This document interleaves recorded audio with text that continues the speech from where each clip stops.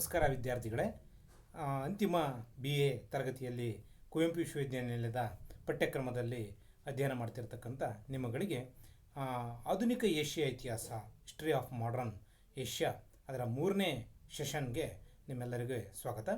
ಈ ಒಂದು ಸೆಷನ್ನಲ್ಲಿ difference between colonialism and imperialism, types and techniques of colonialism ಅಂದರೆ ವಸಾಹತುಶಾಹಿತ್ವ ಮತ್ತು ಸಾಮ್ರಾಜ್ಯಶಾಹಿತ್ವದ ನಡುವಿನ ವ್ಯತ್ಯಾಸಗಳು ಮತ್ತು ವಸಾಹತುಶಾಹಿತ್ವವನ್ನು ಸಾಧಿಸೋದಕ್ಕೆ ಆ ವಸಾಹತುಶಾಹಿ ರಾಷ್ಟ್ರಗಳು ಅನುಸರಿಸಿದಂತಹ ತಂತ್ರೋಪಾಯಗಳನ್ನು ನಾವು ಇವತ್ತಿನ ತರಗತಿ ಮತ್ತು ಈ ವಸಾಹತುಶಾಹಿತ್ವದ ಟೈಪ್ಸ್ ಆಫ್ ಕೊಲೋನಿಯಾಲಿಸಮನ್ನು we have to study through this session. ವಿದ್ಯಾರ್ಥಿಗಳೇ, ಈ ಸಾಮ್ರಾಜ್ಯಶಾಹಿತ್ವ ಮತ್ತು ವಸಾಹತುಶಾಹಿತ್ವ there are lot of difference, but ಅವುಗಳನ್ನು ನಾವು ಎರಡೂ ಒಂದೇ ಎಂಬ ರೀತಿಯಲ್ಲಿ ನಾವು ಅವುಗಳನ್ನು ವ್ಯಾಖ್ಯಾನಿಸ್ತೀವಿ. ಆದರೆ ಅವುಗಳ ನಡುವೆ there are so many difference between colonialism and imperialism. ನಾವು ಪೀಠಿಕೆಯಾಗಿ ಅವುಗಳ ನಡುವಿನ ವ್ಯತ್ಯಾಸವನ್ನು ನೋಡ್ತಾ ಹೋದರೆ, imperialism is understood as a policy of a country in which that said country influences other countries or territories through military force as well as other means of power.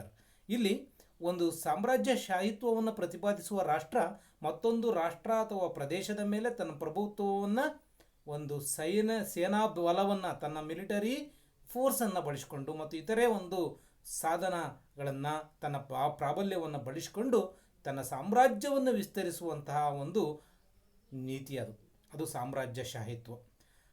And another way, the meaning of colonialism is defined as a practice in which a power sets up colonies or settlements elsewhere in other countries or territories for the political and economic benefit of the colonizing country. ವಸಾಹತುಶಾಹಿತ್ವವನ್ನು ಪ್ರತಿಪಾದಿಸುವ ರಾಷ್ಟ್ರ ತನ್ನ ದೇಶದ ಆರ್ಥಿಕ ಮತ್ತು ರಾಜಕೀಯ ಪ್ರಭುತ್ವವನ್ನು ವಿಸ್ತರಿಸುವುದಕ್ಕೆ ಬೇರೊಂದು ಪ್ರದೇಶ ಅಥವಾ ಬೇರೊಂದು ರಾಷ್ಟ್ರದಲ್ಲಿ ತನ್ನ ನೆಲೆಗಳನ್ನು, ತನ್ನ ಆರ್ಥಿಕ ಮತ್ತು ರಾಜಕೀಯ ಹಿತಾಸಕ್ತಿಗಳನ್ನು ಪೋಷಿಸುವ ನೆಲೆಗಳನ್ನು, ಕಾಲೋನಿಗಳನ್ನು ಸ್ಥಾಪಿಸುವುದು ಎಂಬ ಅರ್ಥವನ್ನು ಕೊಡುತ್ತದೆ. Though both the words underlines suppression of the other. ಎರಡರ ಅರ್ಥ ಬೇರೊಂದು ರಾಷ್ಟ್ರವನ್ನು ದಮನ ಮಾಡೋದೇ ಆಗಿದೆ. Colonialism is where one nation assumes control over the other, and imperialism refers to a political or economic control either formally or informally. In simple words, colonialism can be thought to be a practice and imperialism as the idea driving the practice. ಕಲೋನಿಯಾಲಿಸಮ್ ಎಂಬುದು ಒಂದು ವಾಸ್ತವವಾಗಿದೆ, ಅದೊಂದು ಪ್ರಾಯೋಗಿಕವಾದಂಥದ್ದಾಗಿದೆ, ಅದೊಂದು practice. ಆದರೆ imperialism ಎನ್ನುವುದು ಏನಿದೆ ಅದೊಂದು ಸಿದ್ಧಾಂತ, ಅದೊಂದು ನೀತಿ. Colonialism is a term where a country conquers and rules over other regions. ಕಲೋನಿಯಲಿಸಮ್ನಲ್ಲಿ ಬೇರೊಂದು ಪ್ರದೇಶವನ್ನು, ರಾಷ್ಟ್ರವನ್ನು ವಶಪಡಿಸಿಕೊಂಡು ಅದರ ಮೇಲೆ ಆಡಳಿತವನ್ನು ಸ್ಥಾಪಿಸುತ್ತೆ. It means exploiting the resources of the conquered country for the benefit of the conqueror. ಅಂದರೆ ಜಯಿಸಿದ ರಾಷ್ಟ್ರ ಏನಿದೆ, ವಿಜಯಿ ರಾಷ್ಟ್ರ ಸ್ವತಂತ್ರ ರಾಷ್ಟ್ರವನ್ನು ಅಧೀನಪಡಿಸಿಕೊಂಡು ಅದನ್ನು ಆರ್ಥಿಕವಾಗಿ, ರಾಜಕೀಯವಾಗಿ, ಸಾಮಾಜಿಕವಾಗಿ ಶೋಷಿಸುವುದನ್ನು ಪ್ರತಿಪಾದಿಸಿದರೆ, imperialism means creating an empire expanding into the neighbouring regions and expanding its dominance far. ತನ್ನ ದೇಶದ, ತನ್ನ ಚಕ್ರಾಧಿಪತ್ಯದ, ತನ್ನ ಒಂದು ಚಕ್ರಾಧಿಪತ್ಯವನ್ನು ಬೇರೊಂದು ಪ್ರದೇಶ, ಬೇರೊಂದು ರಾಷ್ಟ್ರದ ಮೇಲೆ ಸಾಧಿಸು. ಇದು ಬಹಳ ಪ್ರಾಚೀನವಾದಂಥ ಇತಿಹಾಸವನ್ನು ಹೊಂದಿದೆ. ಇದು ಅಲೆಕ್ಸಾಂಡರ್ನ ಇತಿಹಾಸ, ಅದಕ್ಕಿಂತ ಗ್ರೀಕ್ನಿಂದ ಹಿಡಿದು ನಂತರ ಬಂದಂಥ ರೋಮನ್ ಚಕ್ರಾಧಿಪತ್ಯ, ಇವುಗಳನ್ನು ನಾವು ಕಾಣ್ತೀವಿ. ಅನಂತರ ಈ ವಸಾಹತುಶಾಹಿತ್ವ ಅನ್ನತಕ್ಕಂಥದ್ದು ಇದು 15ನೇ ಶತಮಾನದಲ್ಲಿ ಬಂದಿರತಕ್ಕಂಥದ್ದಾಗಿದೆ ವಿದ್ಯಾರ್ಥಿಗಳೇ. In colonialism one can see great movement of people to the new territory and living as permanent settlers. ಒಂದು ಪ್ರದೇಶದಿಂದ ತಾನು ಅಧೀನಕ್ಕೊಳಪಟ್ಟಂತಹ ಒಂದು ದೇಶದ ಮೇಲೆ ತಾನು ಅನ್ವೇಷಣೆ ಮಾಡಿ ಕಂಡುಕೊಂಡು ಅಲ್ಲಿಯ ಸ್ಥಳೀಯರನ್ನು ಸೋಲಿಸಿ ಅಧೀನಪಡಿಸಿಕೊಂಡಂಥ ಪ್ರದೇಶಕ್ಕೆ ಅಲ್ಲಿ ಬಹಳಷ್ಟು ಜನರನ್ನು ತನ್ನ ಮೂಲ ದೇಶದಿಂದ, ಮಾತೃದೇಶದಿಂದ ಅಲ್ಲಿ ಬಂದು ವಲಸೆ ಬಂದು ನೆಲೆಸೋ ರೀತಿಯಲ್ಲಿ ಕಲೋನಿಯಲಿಸಮ್ ಪ್ರಚೋದನೆಯನ್ನು, ಪ್ರೇರಣೆಯನ್ನು ಕೊಟ್ಟರೆ, though they lead the life of permanent ಸೆಟ್ಲರ್ಸ್. ಅಲ್ಲೇ ಶಾಶ್ವತವಾಗಿ, ಈಗ ಅಮೆರಿಕದ 13 ವಸಾಹತುಗಳಲ್ಲಿ ಇಂಗ್ಲೆಂಡ್ ಸ್ಥಾಪಿಸಿದ ತನ್ನ ವಸಾಹತುಗಳಲ್ಲಿ ಅಲ್ಲಿ ನೆಲೆಸಿರ್ತಕ್ಕಂಥವರು ಆ ಇಂಗ್ಲೆಂಡ್ ಮಾತೃದೇಶದಿಂದ ಹೋಗಿ ಅಲ್ಲಿ ನೆಲೆಸಿ ಅಲ್ಲಿ ಶಾಶ್ವತವಾಗಿ ನೆಲೆ ನಿಂತು ಮುಂದೆ ಅವರೇ ಒಂದು ಸ್ವತಂತ್ರ ಹೋರಾಟವನ್ನು ನಡೆಸಿ ಮಾತೃದೇಶದಿಂದ ಸ್ವಾತಂತ್ರ್ಯವನ್ನು ಪಡ್ಕೊಂಡು ಸ್ವತಂತ್ರ ರಾಷ್ಟ್ರ ಆಗಿದ್ದು ಇತಿಹಾಸ ವಿದ್ಯಾರ್ಥಿಗಳೇ. Though they lead the life as permanent settlers, they still maintain allegiance to their mother country. Imperialism is just exercising power over the conquered regions either through sovereignty or indirect mechanisms of control. ಇಲ್ಲಿ ಒಂದು ದೇಶ ತನ್ನ ಸಾರ್ವಭೌಮತ್ವವನ್ನು ಮತ್ತೊಂದು ದೇಶದ ಮೇಲೆ ಅದನ್ನು ಸ್ಥಾಪಿಸ್ತಕ್ಕಂಥದ್ದನ್ನು imperialism ಹೇಳ್ತದೆ. Coming to the origin of the two, ಇವೆರಡರ ಮೂಲವನ್ನು ನಾವು ತಿಳ್ಕೊಳೋದಾದರೆ ಇವುಗಳ ನಡುವಿನ ವ್ಯತ್ಯಾಸ ಇದೆ. We have to find the difference in origin also. Imperialism has a longer history than ಕಲೋನಿಯಲಿಸಮ್.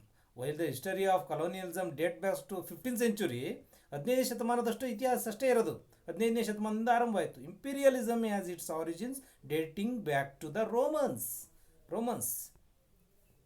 Historians often distinguish between various overlapping forms of colonialism. ಕಲೋನಿಯಲಿಸಮ್ನಲ್ಲಿ ಹಲವಾರು ವಿಧಗಳಿದ್ದಾವೆ. There are importantly 5 types of colonialism. 5 ಬಗೆಯ ಒಂದು ವಸಾಹತುಶಾಹಿತ್ವಗಳನ್ನು ನಾವು ಕಾಣ್ತೀವಿ. ಅದರಲ್ಲಿ ಪ್ರಮುಖವಾಗಿ settlers colonialism, exploitation colonialism, surrogate colonialism and internal colonialism and also the finally national colonialism. Settler colonialism involves large-scale immigration often motivated by religious, political or economic reasons. ಧಾರ್ಮಿಕ, ರಾಜಕೀಯ ಮತ್ತು ಆರ್ಥಿಕವಾದಂತಹ ಒಂದು ಪ್ರೇರಣೆಯಿಂದ ಒಂದು ದೇಶದ ಬಹುದೊಡ್ಡವಾದಂತಹ ಜನಸಮುದಾಯ ಬೇರೊಂದು ಕಡೆಗೆ ಹೋಗಿ ನೆಲೆಸ್ತಕ್ಕಂಥದ್ದನ್ನು ಈ ಸೆಟ್ಲರ್ ಕಲೋನಿಯಲಿಸಮ್, ಅಲ್ಲಿ ಸೆಟಲ್ ಆಗಿಬಿಡ್ತಾರೆ ಇನ್ನೊಂದು ಪ್ರದೇಶದಲ್ಲಿ. ಆ ಮೂಲಕ ಅಲ್ಲಿ ವಸಾಹತುಶಾಹಿತ್ವವನ್ನು ಅಲ್ಲಿಯ ಸ್ಥಳೀಯರನ್ನು ಅಧೀನಪಡಿಸಿಕೊಂಡು ಇಂತಹ ಒಂದು ಸೆಟ್ಲರ್ ಕಲೋನಿಸಮ್ ಸ್ಥಾಪನೆ ಆಗ್ತದೆ. Exploitation colonialism involves fewer colonists and focuses on the exploitation of natural resources or population as labor, typically to the benefit of the metropole. ಇದು ಏನು 17ನೇ ಶತಮಾನದಲ್ಲಿ ಯುರೋಪಿನಲ್ಲಿ, ಅದರಲ್ಲೂ ಕೂಡ ಇಂಗ್ಲೆಂಡ್ನಲ್ಲಾದಂಥ ಕೈಗಾರಿಕಾ ಕ್ರಾಂತಿ ಇದೆಯಲ್ಲ, ಕೈಗಾರಿಕಾ ಕ್ರಾಂತಿಯ ನೇರ ಪರಿಣಾಮ ಈ ಎಕ್ಸ್ಪ್ಲಾಯ್ಟೇಷನ್ ಕಲೋನಿಯಲಿಸಮ್. ಭಾರತವು ಕೂಡ ಅಂಥ ಒಂದು ಎಕ್ಸ್ಪ್ಲಾಯ್ಟೇಷನ್ ಕಲೋನಿಯಲಿಸಮ್ಗೆ ಒಳಪಟ್ಟಂಥ ಒಂದು ದೇಶ ಆಗಿತ್ತು ಅಂತ ನಾವಿಲ್ಲಿ ಉದಾಹರಣೆ ಹೇಳ್ಬೋದಾಗುತ್ತೆ.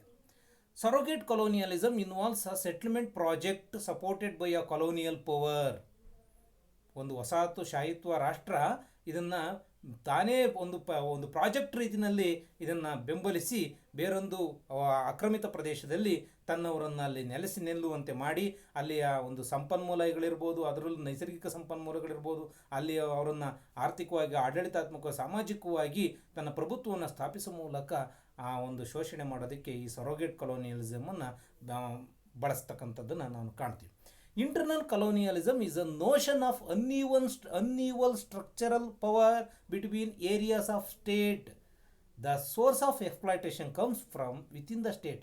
ಒಂದು ರಾಷ್ಟ್ರದ ಒಳಭಾಗದಲ್ಲೇ ಇಂತಹ ಒಂದು ಇಂಟರ್ನಲ್ ಕಲೋನಿಯಲಿಸಮನ್ನು ನಾವು ಕಾಣ್ತೀವಿ. ಇವತ್ತು ಭಾಳಷ್ಟು ಕಡೆಯಲ್ಲಿ, ಅದರಲ್ಲೂ ಅಮೇರಿಕಾದಲ್ಲಿ 1955ನಲ್ಲಿ ನಡೆದಂತಹ ಒಂದು ಆಂತರಿಕ ಯುದ್ಧ ಏನಿದೆ, ಇದನ್ನು ನಾವು ಉದಾಹರಣೆಯನ್ನು ಕೊಡಬಹುದಾಗುತ್ತೆ. ನಮ್ಮಲ್ಲೂ ಕೂಡ ಇವತ್ತು ಅನೇಕ ದಕ್ಷಿಣ ಉತ್ತರದ ರಾಜ್ಯಗಳು ಆರ್ಥಿಕವಾಗಿ ಅಭಿವೃದ್ಧಿಯಲ್ಲಿ ತಾರತಮ್ಯವನ್ನು, ವ್ಯತ್ಯಾಸಗಳನ್ನು ಕಾಣ್ತೀವಿ. ಚೀನಾದಲ್ಲಿ ಈ ರೀತಿಯ ಇದಕ್ಕೆಲ್ಲ ಕಾರಣ ಅಂದರೆ ಈ ಹಿಂದೆ ಇಂಟರ್ನಲ್ ಕಲೋನಿಯಲಿಸಮ್ಮು ಆಗಿರೋದನ್ನು ನಾವು ಕಾಣ್ತೀವಿ.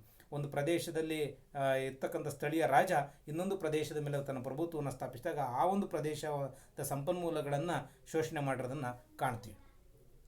National colonialism is a process involving elements of both settler and internal colonialism. Settler colonialism ಮತ್ತು ಇಂಟರ್ನಲ್ ಕಲೋನಿಯಲಿಸಮ್ ಎರಡರ ಲಕ್ಷಣಗಳು ಕೂಡ ಈ ರಾಷ್ಟ್ರೀಯ ಕಲೋನಿಯಲಿಸಮ್ ಕಾಣ್ತೀವಿ. ಒಂದೇ ರಾಷ್ಟ್ರದೊಳಗೆ ಬೇರೊಂದು ರಾಷ್ಟ್ರದಿಂದ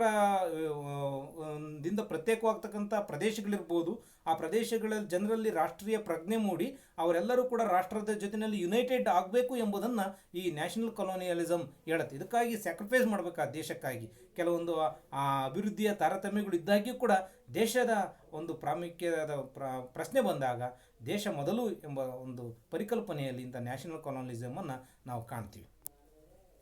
ಈ ಒಂದು colonialism, there are so many techniques used by the colonialist nations to acquire the colonies in all throughout the world, especially in Africa, Asia and American countries, continents and Asia, Oceania.